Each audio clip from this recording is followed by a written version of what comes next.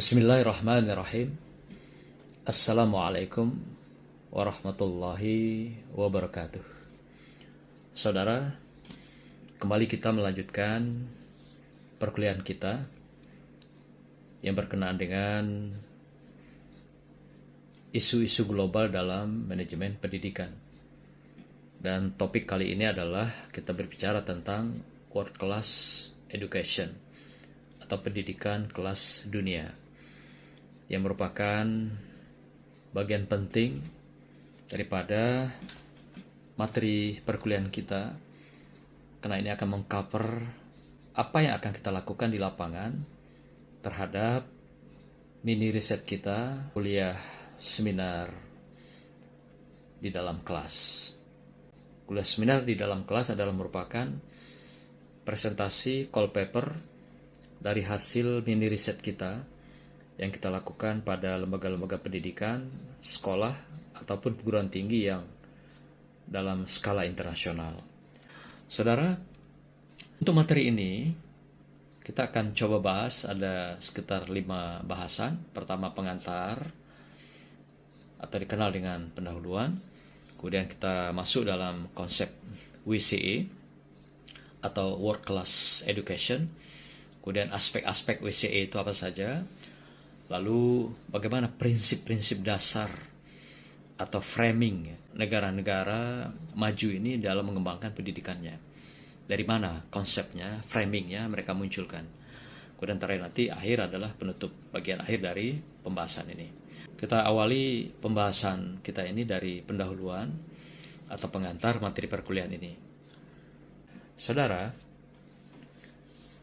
sebagai pengantar perkuliahan ini atau World Class Education, kita perlu pahami bahwa WCE atau World Class Education ini adalah meliputi lingkup sekolah, mulai dari pendidikan anak usia dini, sekolah dasar, sekolah menengah, SMP, SMA sederajat, sampai pada perguruan tinggi yang apakah mulai dari diploma, program sarjana, magister, dan atau juga program doktoral. Ada satu pertanyaan yang harus kita jawab dalam kita bicara tentang pendidikan kelas dunia ini, yaitu mengapa pendidikan ini harus berkelas, atau dengan kata lain, mengapa pendidikan ini harus punya kelas internasional atau kelas dunia. Nah, pertanyaan ini saya kira sangat penting harus kita jawab di dalam pengantar perkuliahan ini. Karena kalau ini tidak tuntas, kalau tidak jelas, tentu kita juga tidak akan paham apa yang kita lakukan dalam mini riset, demikian juga nanti dalam seminar-seminar yang kita lakukan di kelas. Mengapa pendidikan itu harus berkelas, atau istilahnya berkelas dunia? Karena dengan kelas itu kita tahu pendidikan itu pada grade mana, level mana, dan pada kelas mana. Karena dengan pendidikan punya kelas, artinya dia punya nama, artinya dia punya image. Karena yang dijual kepada stakeholder, pihak pengguna pendidikan itu, baik di dalam skala nasional bahkan internasional, itu adalah brand image-nya. Maka itu dengan sebuah lembaga pendidikan memiliki sebuah status yang katakan kelas internasional atau juga kelas dunia, artinya dia sudah siap dengan seperangkat kapasitas keunggulan dalam bersaing. Dia sudah punya seperangkat kapasitas keunggulan yang bisa difasilitasi, yang bisa dikontribusikan kepada peserta didiknya.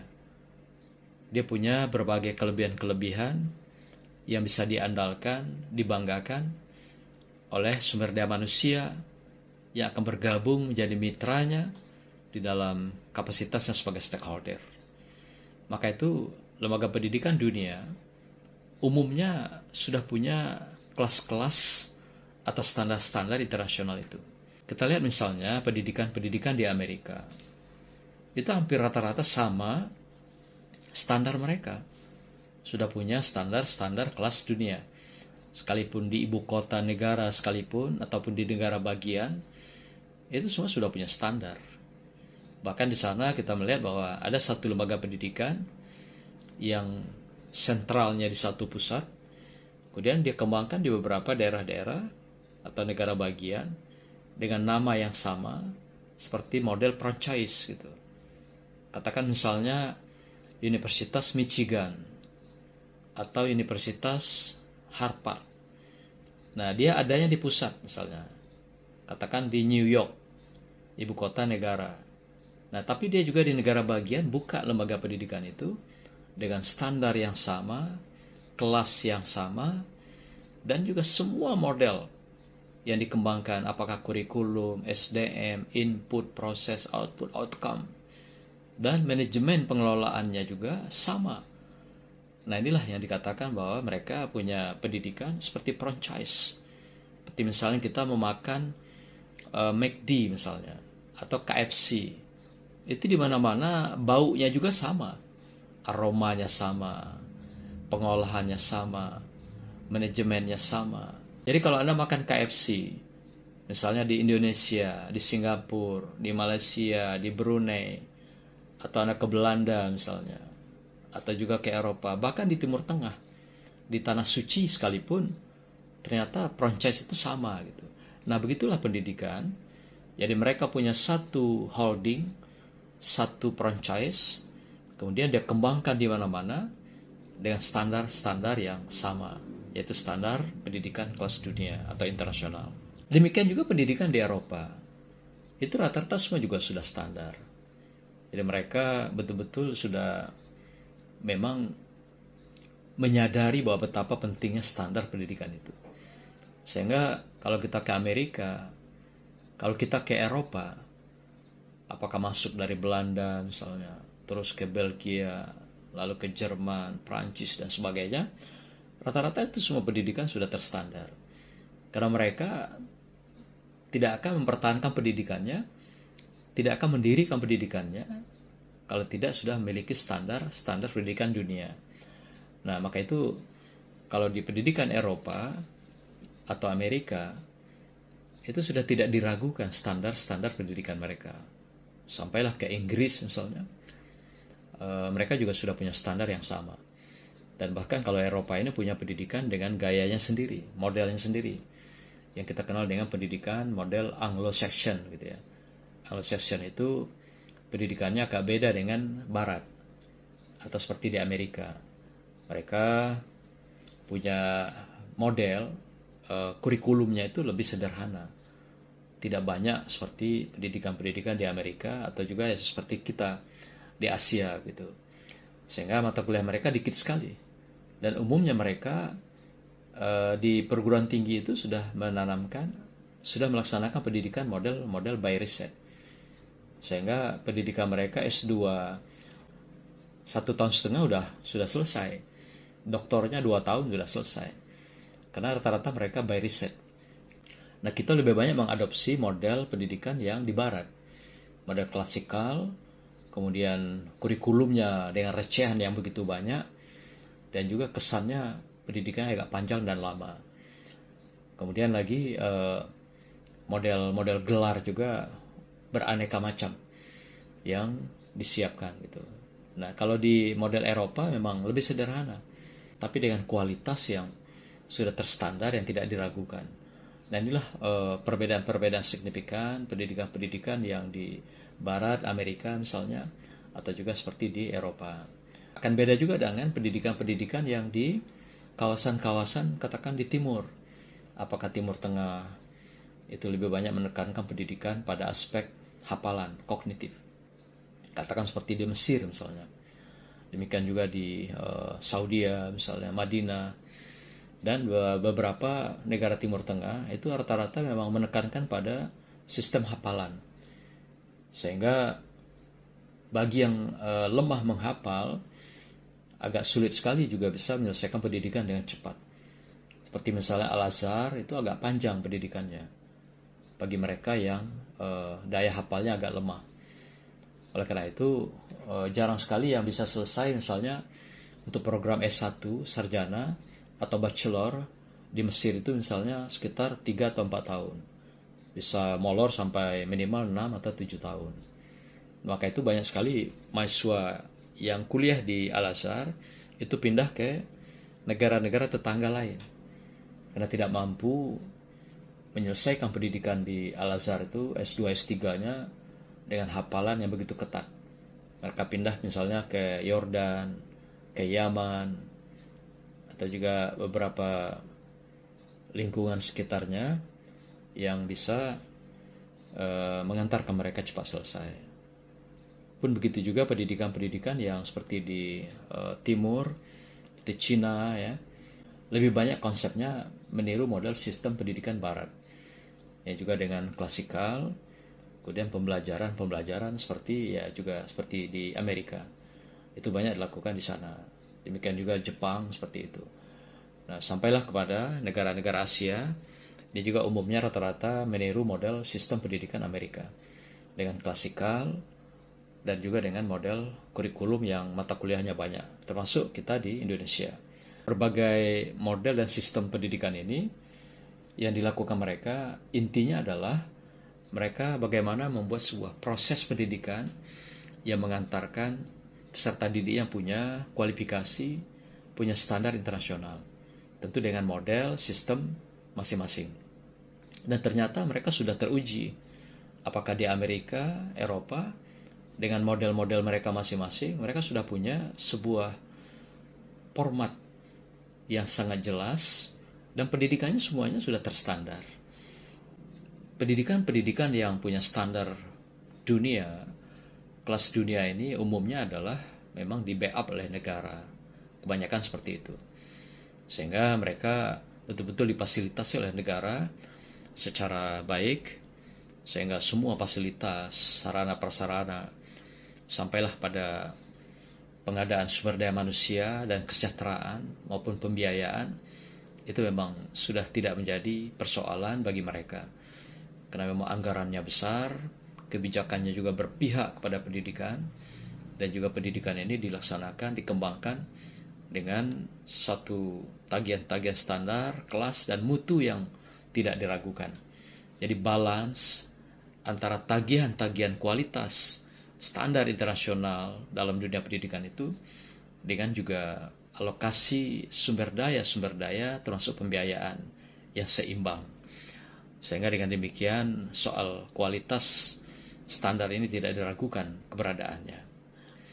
Oleh karena itu, kalau kita bicara pendidikan ini di negara-negara maju tentu sudah bukan menjadi persoalan perihal terkait dengan standar-standar dan mutu pendidikan ini. Karena memang negara hampir sepenuhnya memberikan uluran kepada lembaga pendidikan ini, sehingga negara hadir di dalam pengelolaan pendidikan. Nah, maraknya sebuah negara, munculnya sekolah-sekolah swasta yang didirikan atas partisipasi masyarakat, itu disebabkan karena lemahnya uluran partisipasi negara terhadap pendidikan itu sendiri. Sehingga berkembanglah berbagai pendidikan swasta dengan berbagai model, berbagai kelas, berbagai standar. Akibatnya seperti itu. Karena negara tidak mampu mengakomodir beragam kepentingan, kebutuhan masyarakat dalam dunia pendidikan. Sehingga berkembanglah partisipasi-partisipasi yang kita lihat dari beragam uluran tangan dari masyarakat. Dan rata-rata seperti itu umumnya kalau kita temui di negara-negara berkembang atau dikenal dengan underdevelopment countries. Negara berkembang ini rata-rata memang banyak sekali muncul swasta-swasta. Bukan saja itu sebenarnya, termasuk juga di bidang-bidang sektor lain, di bidang kesehatan, di bidang security. Ketika munculnya masyarakat dalam partisipasi yang maksimal, itu menunjukkan bahwa kehadiran negara cukup minim di dalam memberikan perhatian dan juga uluran tanggung jawabnya kepada masyarakat. Saudara, hampir di semua negara punya jenjang yang sama. Ada yang namanya pendidikan anak usia dini. Sampailah pada pendidikan yang berikutnya, kita kenal yang sekolah dasar, atau juga sekolah-sekolah menengah lanjutan, dan perguruan tinggi.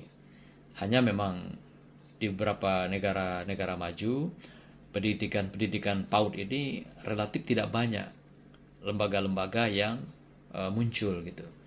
Jadi mereka lebih kepada memang pendidikan anak usia dini itu lebih dikedepankan. Tidak seperti negara berkembang, banyak sekali nama-namanya.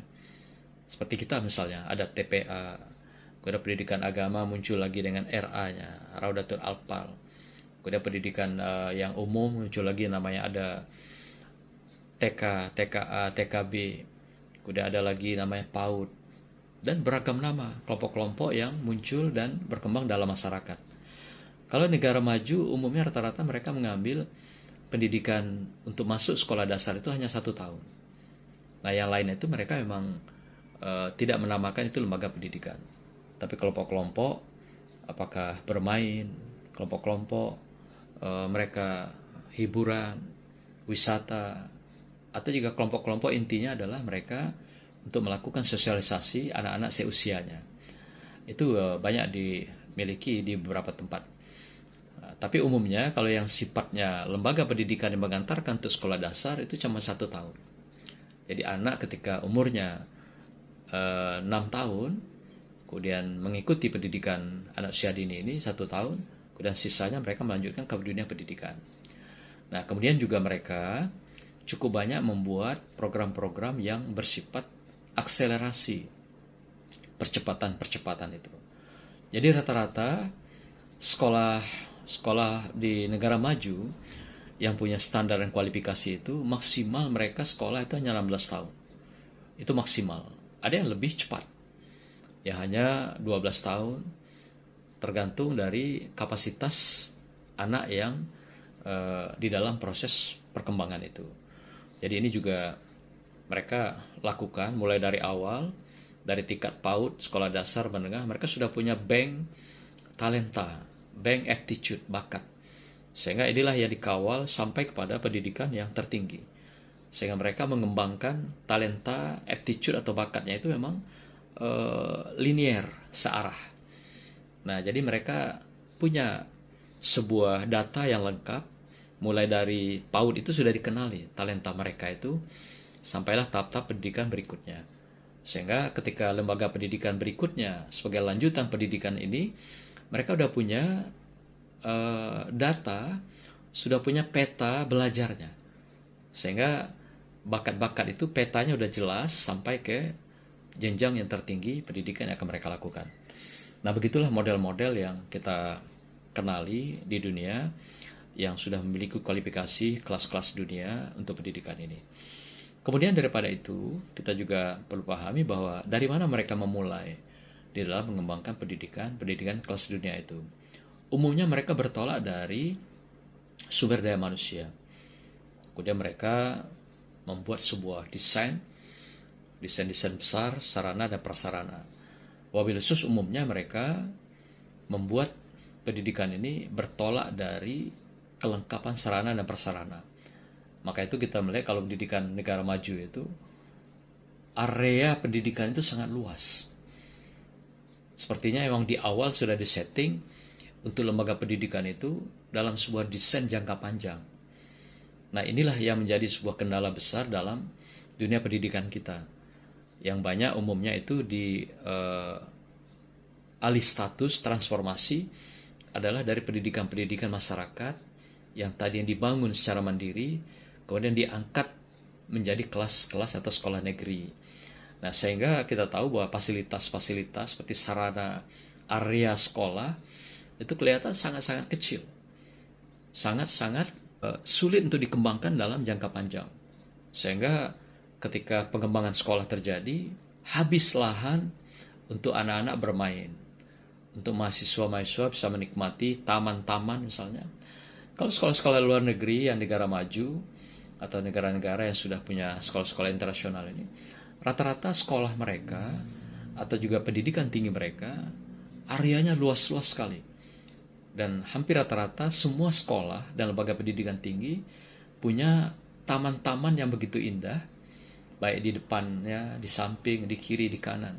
Bahkan ada yang membangun pendidikannya itu seperti tersuruk, tersimpan di dalam sebuah hutan gitu, hutan kota.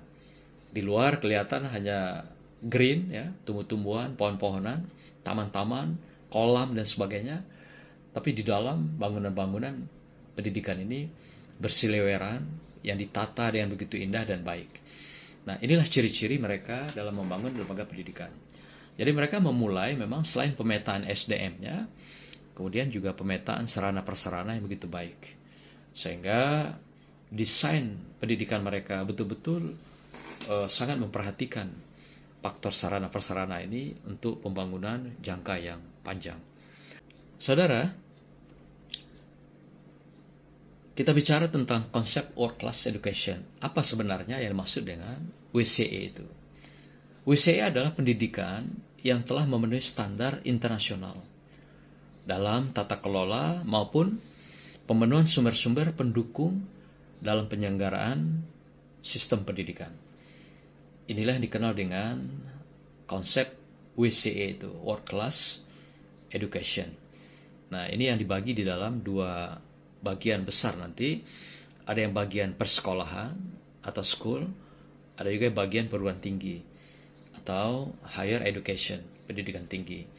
Nah, tapi intinya adalah konsep WCE itu adalah sekolah ini sudah memenuhi standar internasional. Nah, kalau di negara maju ya rata-rata umumnya sekolah-sekolah itu sudah memenuhi standar-standar itu. Pun begitu juga di dalam mereka memenuhi sumber-sumber pendukung di dalam penyelenggaraan sistem pendidikan. Kita ini yang sangat lemah di dalam sistem pendidikan kita, di dalam pengelolaan pendidikan kita. Kalau sudah kita tinjau pada aspek sarana-prasarana, disinilah titik lemah kita kalau bicara tentang pendidikan yang berkelas dunia atau kelas internasional itu. Karena umumnya rata-rata pendidikan kita memang agak terbatas sarana-prasarana ini. Sarana katakanlah seperti misalnya area atau luasnya lahan sebuah lembaga pendidikan. Hampir rata-rata kita tidak memenuhi standar itu.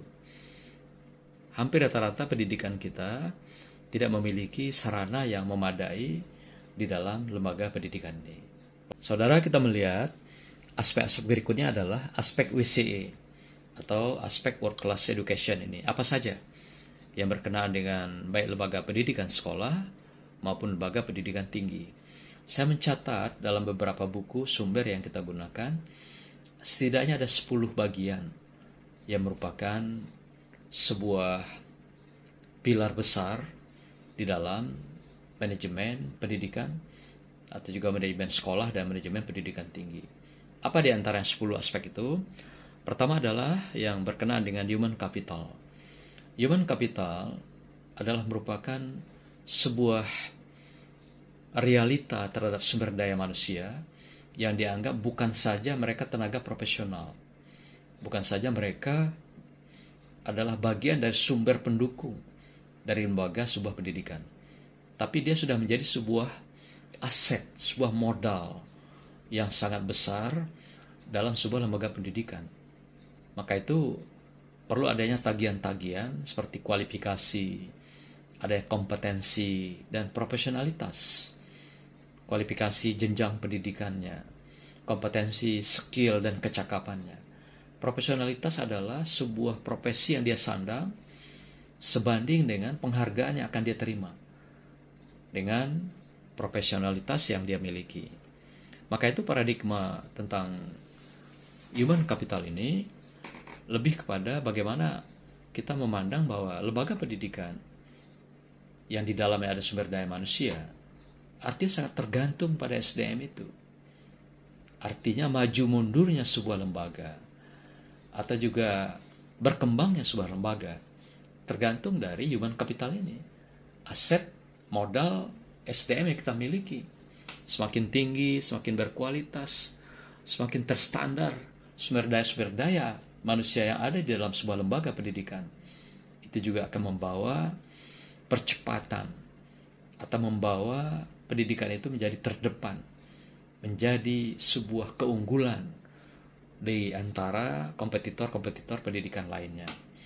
Nah, pun begitu juga dengan human capital ini, sebuah lembaga akan cepat sekali bergerak secara dinamis, mengejar prestasi-prestasi dan keunggulan-keunggulannya di tengah belantika dunia pendidikan. Yang kedua, kita melihat adalah dari aspek learning dan teaching, pembelajaran dan juga pengajaran. Pembelajaran adalah proses pembelajarannya, kemudian pengajaran adalah yaitu bicara tentang tenaga pengajarnya. Pun begitu juga tentang schoolingnya. Schooling itu adalah sistem persekolahannya dan juga kurikulumnya. Ini sudah terstandar semuanya. Belajarnya sudah terstandar dengan didukung oleh teknologi yang memadai, media, demikian juga berbagai model-model pembelajaran yang sudah dimiliki oleh setiap lembaga dengan gaya dan khas tersendiri, dengan gaya tersendiri. Demikian juga guru-gurunya mengajar sudah sangat siap dengan bahan ajarnya, dengan metodenya, dengan medianya, dengan pendekatannya, dengan strateginya, sehingga pembelajaran ini sudah tidak lagi menjadi problem.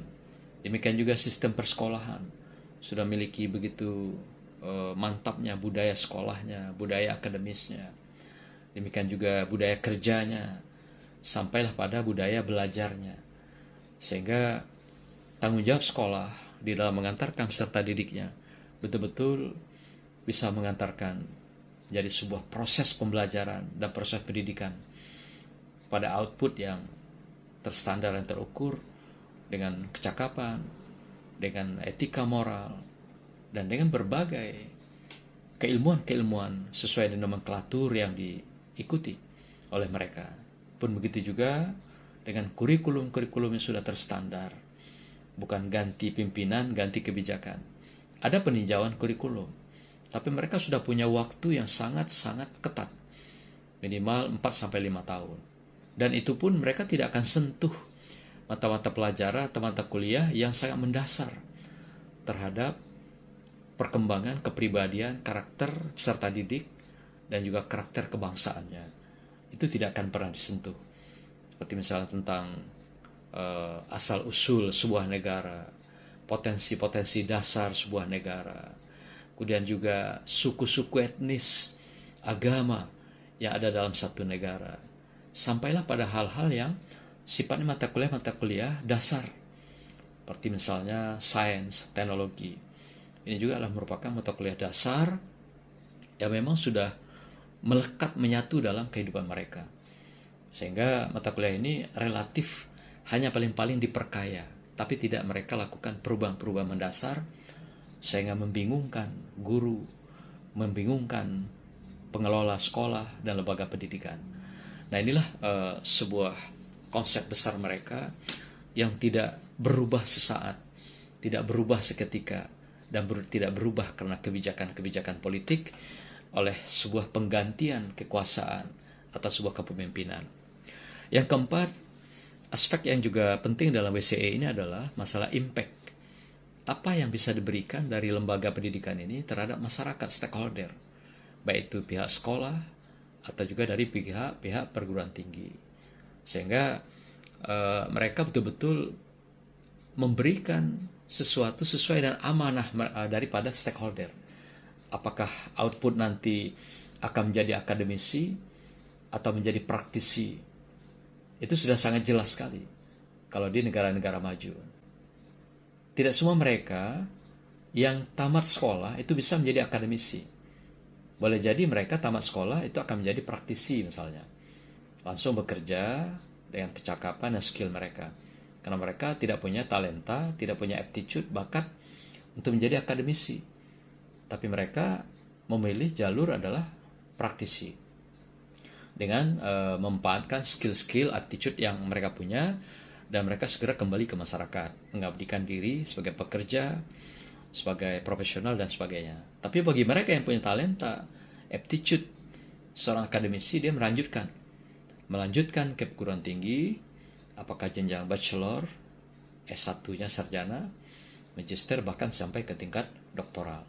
Nah, inilah jalan ya, path yang sudah difasilitasi dan disiapkan bagi mereka, dan impact-nya jelas, terukur, terstandar.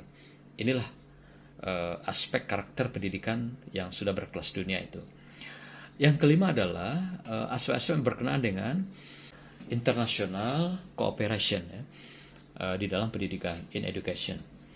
Ini maksudnya apa? Adalah partnership, mitra kerja, jaringan, atau istilah NW, networking dan web working. Pendidikan internasional dalam kelas dunia itu mereka punya partnership yang juga kelas dunia. Ada namanya Twin Education, ada namanya Twin School. Ini semua adalah jaringan-jaringan mereka bangun dalam rangka membuat mereka eksis dengan kapasitasnya, dengan standarnya, dengan kualitasnya, dan membuat mereka belajar dengan lingkungan. Dengan cara demikian, mereka juga selalu melakukan perubahan, perbaikan, sehingga mereka juga menyesuaikan dengan segala keadaan. Kemudian yang keenam, aspek-aspeknya adalah transformasi atau transformation. Nah, pada aspek ini, lembaga-lembaga pendidikan tinggi yang sudah berkelas global ataupun sekolah yang sudah berkelas global ini, internasional, mereka selalu melakukan inovasi. Atau juga inovasi itu dalam konteks perubahan. Bukan perubahan secara keseluruhan, tapi boleh jadi sebagian saja, atau juga menambah sesuatu yang baru dari apa yang sudah ada, itu juga adalah inovasi. Kemudian mereka melakukan juga change, perubahan-perubahan terhadap sistem, terhadap manajerial, terhadap pembiayaan, dan termasuk juga hal-hal yang berkenaan dengan model, metode, gaya, sepanjang mereka tidak merubah substansi daripada sebuah lembaga pendidikan atau juga sistem yang mendasar dari sebuah lembaga pendidikan. Nah, kemudian juga mereka melakukan renewal. Renewal itu adalah pembaharuan. Ini lebih pada maintenance. Demikian juga pengembangan di dalam konteks lembaga, sarana prasarana pun juga mereka melakukan pembaharuan dari segi skill, keilmuan, dan juga wawasan yang meningkatkan profesionalitas daripada sumber daya manusia yang ada di lembaga pendidikan.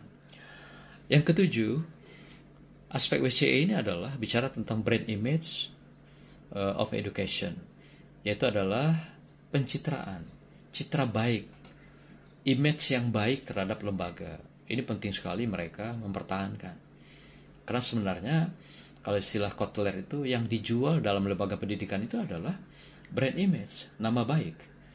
Jadi kalau semua orang, semua pihak, semua lembaga sudah memberikan sebuah patron atau framing kepada sebuah lembaga itu baik, berkualitas, bermutu, disiplin, punya budaya akademis, budaya sekolah, dan mereka punya juga pengelolaan yang sangat-sangat terukur. Itulah sebenarnya dijual dari sebuah lembaga. Maka itu lembaga-lembaga pendidikan dunia, mereka sangat menghargai media, sangat menghargai teknologi informasi itu. Dan mereka framing ke seluruh dunia. Mereka masukkan dalam semua media, dalam buku, dalam jurnal. Itu maksudnya apa? Adalah membangun brand image. Karena yang dijual terhadap lembaga itu adalah image itu. Image inilah yang mereka cari di seluruh dunia. Kalau nama mereka sudah dikenal, sudah dipublish, sudah masuk ke dalam berbagai media sosial yang dikenal oleh masyarakat dunia, stakeholder. Inilah sebenarnya jualan itu. Dan itulah yang dikatakan dengan pendidikan-pendidikan sudah berskala global. Mereka dikenal dan juga nanti diminati oleh para stakeholder, peminat daripada lembaga pendidikan itu. Maka itu pendidikan dunia berlomba-lomba bagaimana bisa menjual pendidikannya itu dengan brand image agar mendapatkan sebuah klaim dari stakeholder bahwa lembaga pendidikan ini baik, bagus, berkualitas, dan berstandar. Nah, inilah yang mereka perlombakan sebenarnya di dalam proses pengembangan dunia pendidikan. Kemudian yang berikutnya, yang ke-8 adalah aspek teknologi. Education based on technology. Pendidikan yang berstandar dunia, mereka sangat menghargai teknologi. Atau teknologi pendidikan, teknologi pembelajaran yang merupakan bagian daripada kehidupan mereka. Sehingga makin baik sebuah lembaga pendidikan, tentulah teknologinya pun makin baik. Dalam sebuah riset dikatakan berapa standar teknologi itu yang harus dimiliki dalam sebuah lembaga pendidikan, katakan perguruan tinggi. Ternyata minimal satu orang mahasiswa ukurannya itu adalah 50 mega bandwidth yang harus disiapkan. Dengan 50 mega bandwidth itu kecepatannya terukur, stabilitas jaringan juga akan baik, dan mengakses berbagai informasi pun, atau dalam e-learning pun dalam pembelajaran itu sangat-sangat mendukung. Demikian juga dari guru atau dosennya. Dosennya berapa? Minimal 150 mega. Karena mereka akan menghimpun dari sekian banyak mahasiswanya atau muridnya. Nah, kalau sudah seperti ini lembaga pendidikan dunia, maka tidak ada lagi kesulitan yang berkenaan dengan pembelajaran daring, online, baik jarak jauh yang dilakukan atau jarak jauh yang dilakukan dengan pola distansi atau pembelajaran jarak jauh, atau juga pembelajaran dengan model yang sekarang sedang dikemas, yaitu model online, pendidikan berbasis teknologi informasi.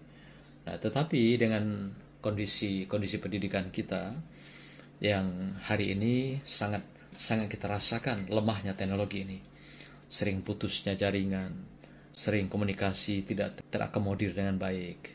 Itu tidak lain daripada faktor jaringan yang kita miliki. Bandwidth kita sangat rendah, sangat belum memenuhi standar-standar pendidikan ini. Pendidikan di luar tidak lagi mempersoalkan teknologi informasi, teknologi pembelajaran ini.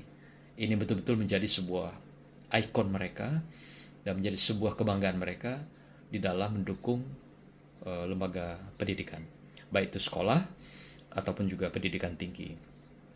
Kemudian berikutnya adalah yang ke-9. Pendidikannya adalah berbasis standar.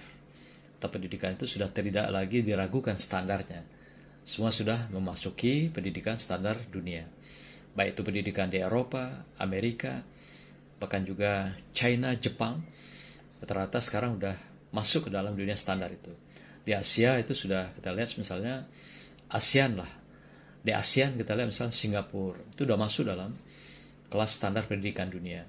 Yang mana mereka juga sudah mengikuti model-model pendidikan Amerika yang juga sudah sangat terstandar dan juga punya rank yang sangat jelas, ranking, kemudian klasifikasi, juga hierarki yang sangat jelas. Jadi pendidikan mereka sudah sangat-sangat terukur.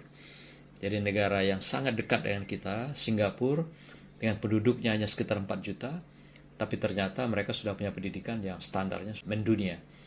Sehingga model pendidikan hari ini bisa menjadi terdepan, baik di sekolah-sekolahnya, atau juga di perguruan-perguruan tinggi, di mana perguruan tinggi tekniknya, teknologi, itu pun semua terdepan, terkenal, dan dikenal oleh dunia, masuk dalam ranking-ranking yang hanya puluhan, bukan lagi ratusan. Itu menunjukkan bahwa mereka sudah sangat maju terdepan dalam perspektif standar pendidikan, sudah tidak diragukan lagi, mereka sudah bisa menempati posisi-posisi ranking dunia. Terakhir, aspek ini yang kita catat dalam beberapa buku yang berkenaan dengan WCE ini adalah framing mereka, yaitu dalam bentuk pendidikan for all atau educational for all. Pendidikan mereka jual dalam sebuah brand, yaitu pendidikan ini untuk semua. Maka itu mereka juga memfasilitasi pendidikan ini bagi anak-anak yang disabilitas. Artinya pendidikan inklusif. Mereka-mereka yang berkebutuhan khusus, kemudian mereka juga difasilitasi dengan model-model seperti misalnya jalan menuju kelas, fasilitas belajar, kemudian juga laboran, pustaka, dan sebagainya.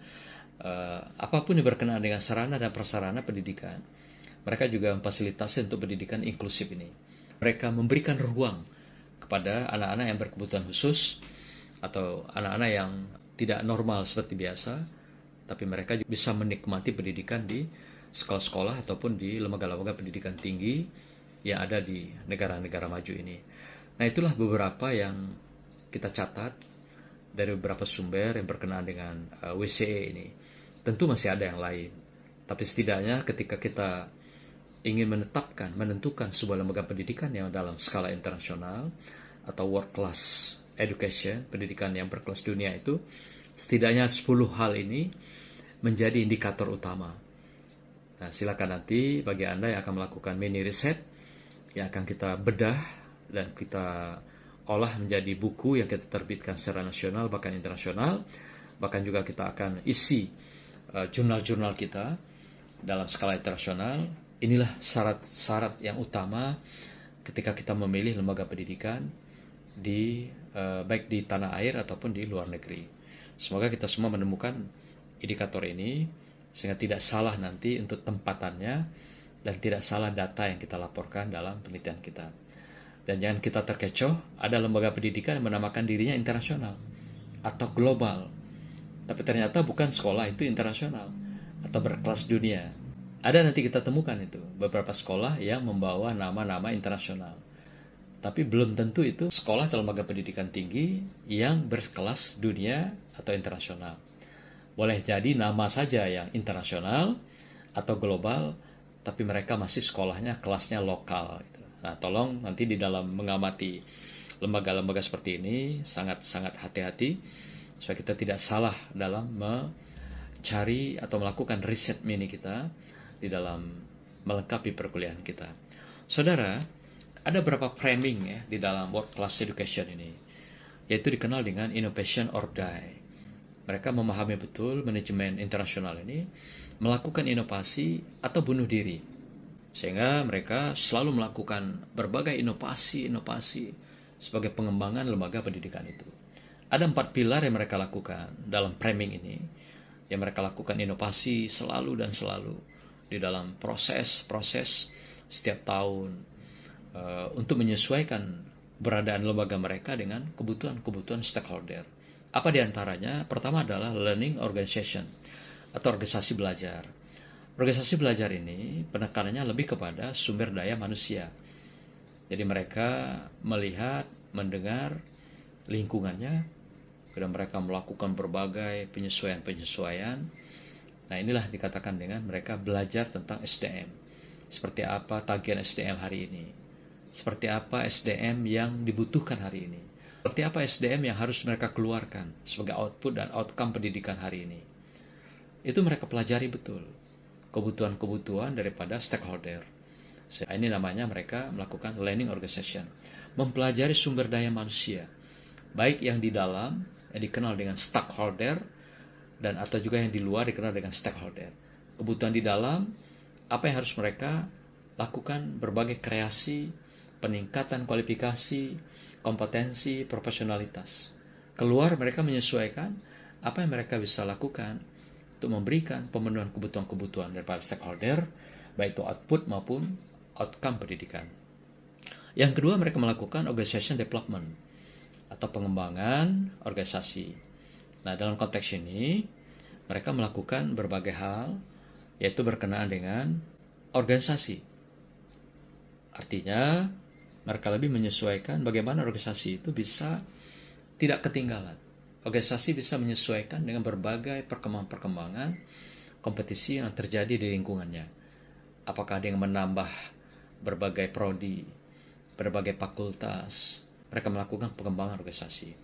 Jadi pertama tadi mereka belajar organisasi, tekanannya pada SDM, sedangkan development ini adalah lebih kepada kelembagaan. Ini yang mereka lakukan selalu dan selalu melakukan inovasi-inovasi di sepanjang proses kehidupan sebuah lembaga pendidikan. Kemudian mereka juga melakukan berbagai inovasi di bidang budaya, kemudian juga mereka melakukan inovasi dan kreasi. Dan mereka membangun yaitu budaya, inovasi, dan kreasi. Budaya, inovasi, dan kreasi ini ditekan kepada manusia. Mereka yang punya talenta menulis, riset, talenta pengabdian masyarakat, ini didorong betul. Sehingga baik itu finansial, demikian juga non-finansial, mereka dukung sepenuhnya. Sehingga mereka tidak lagi menjadi problem untuk meningkatkan kualitas, mutu sumber daya manusianya, dan juga mutu lembaga. Karena dengan budaya mereka melakukan inovasi dan kreasi ini, maka mereka selalu dapat menyesuaikan, dapat melakukan berbagai tindakan-tindakan baru sesuai dengan kebutuhan-kebutuhan, tagihan-tagihan daripada stakeholder ataupun pihak pengguna dalam lembaga pendidikan. Terakhir, mereka selalu melakukan back smart. Back smart itu melihat dunia luar, outward looking. Dengan cara-cara mereka melakukan yaitu adaptif, yang dikenal dengan istilah manajemen itu, dan adaptatif. Adaptif adalah mereka mengenali semua perubahan dunia pendidikan. semua kebutuhan dunia pendidikan, semua dukungan-dukungan yang diperlukan dalam dunia pendidikan, semua kebutuhan-kebutuhan daripada pengguna pendidikan, semua hal yang terkait dengan stakeholder, pihak di dalam lembaga pendidikan, apakah kesejahteraannya, pembiayaannya, disiplinnya, tagihan dan hak dan kewajibannya, itu semua diperhatikan dengan baik. Kemudian mereka melakukan adaptatif, penyesuaian terhadap kebutuhan-kebutuhan, baik dari dalam stakeholder atau dari luar stakeholder. Sehingga kebutuhan yang sinergis antara luar dalam ini akan dibingkai menjadi sebuah kekuatan, power dalam sebuah lembaga. Sehingga lembaga ini dinamis dan selalu berada di puncak dengan prestasi-prestasi dan keunggulan-keunggulan dalam kelas dunia, dalam kelas internasional atau kelas global. Saudara, terakhir daripada pembahasan kita pada kesempatan ini adalah bahwasanya WCE atau World Class Education ini sebenarnya adalah kebutuhan lembaga daripada pendidikan dunia. Dengan mereka punya kelas ini, maka mereka punya grade atau mereka tahu posisi di dalam kompetisi atau competition advantage atau kompetisi dengan keunggulan. Jadi dengan mereka punya standar ini, mereka bisa menjaga kualitas mereka setiap tahun. Di posisi mana mereka. Dan mereka bisa menyesuaikan dengan kompetitor-kompetitornya. Atau competitive advantage. Keunggulan-keunggulan bersaing dengan lingkungannya yang juga selalu berubah menyesuaikan yang keadaan-keadaan, kebutuhan stakeholder dan stakeholder. Yang kedua, WCE ini adalah merupakan marketing pendidikan. Jadi kita dengan nama World Class atau dengan kata lain istilah kelas daripada pendidikan kita ini adalah kelas dunia, itu juga alat jual sebenarnya yang kita miliki sebagai brand image yang bisa diterima oleh masyarakat.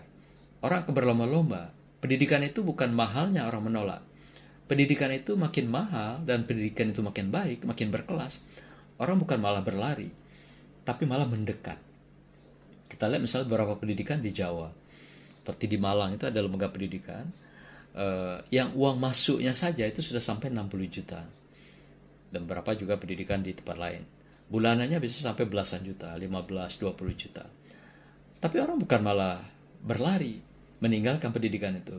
Malah mereka mendekat, malah juga ditolak siswanya, tidak tersedianya kelas yang cukup untuk menerima, menampung stakeholder atau pihak orang tua. Nah ini artinya apa? Dengan marketing pendidikan, dengan brand image yang terbangun dalam kelas dunia atau kelas global itu akan meningkatkan minat masyarakat, meningkatkan kecenderungan masyarakat lebih tertarik untuk mau menitipkan anaknya di lembaga pendidikan tersebut. Nah, ini menunjukkan bahwa kelas itu juga menunjukkan mutu, dan mutu itu membuat orang makin mendekat kepada kita. Kemudian yang ketiga adalah WCE adalah ukuran pendidikan. Apakah profesional, apakah berkualitas. Jadi dengan sekolah yang punya nama label internasional atau perguruan tinggi, itu justru akan membuat sekolah itu punya nama sekolah yang profesional. Orang-orangnya profesional, lembaga profesional, dan lembaga yang berkualitas. Terakhir, WCE adalah menunjukkan bahwa sebagai sebuah lembaga adalah untuk semua, atau pendidikan untuk semua, education for all. Inilah sebagai indikator lembaga pendidikan itu diterima dari, oleh, dan untuk semua. Siapa saja stakeholder di belahan dunia dapat menikmati lembaga pendidikan itu. Bahkan mereka juga membuka peluang biaya pendidikan atau beasiswa pendidikan peserta didiknya di seluruh dunia. Makin membuka diri mereka, makin mereka mempunyai framing educational for all. Artinya mereka makin membuka diri, memfasilitasi pelajar-pelajar, mahasiswa di seluruh dunia. Dan itu makin mereka akan mendapatkan nama baik, nama besar di seluruh dunia. Saudara, demikianlah pengantar daripada perkuliahan kita tentang isu-isu global dalam manajemen pendidikan, wabil khusus pendidikan Islam, yang menjadi core nomenklatur pendidikan kita. Namun demikian, kita juga tetap melihatnya dalam horizon yang lebih umum, lebih luas di dalam dunia manajemen pendidikan ini. Semoga Anda semua akan tercerahkan dan mendapatkan nilai tambah dalam momentum perkuliahan pada hari ini terkait dengan tema khusus yaitu WCE, World Class Education. Demikian, barakallah. Wassalamualaikum warahmatullahi wabarakatuh.